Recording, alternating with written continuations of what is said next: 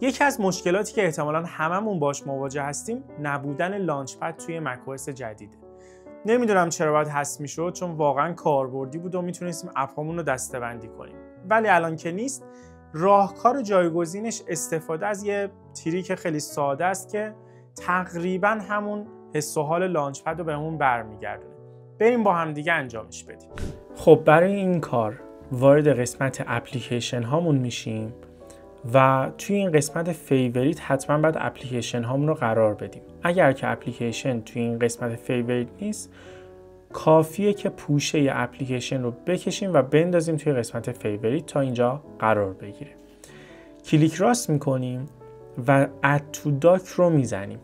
زمانی که این کار رو میکنید، این پایین به شما همه اپلیکیشن ها رو نشون میده و خیلی راحت میتونید از اینجا بهشون دسترسی داشته باشید.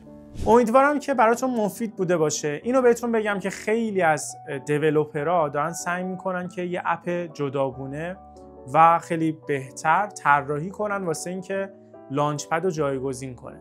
ولی خب هنوز همشون توی نسخه بتان و چیزی نیست که بشه بهشون اعتماد کرد. ولی به محض اینکه یه نسخه خوب منتشر بشه، قطعاً توی سافمک بهتون معرفی میکنم.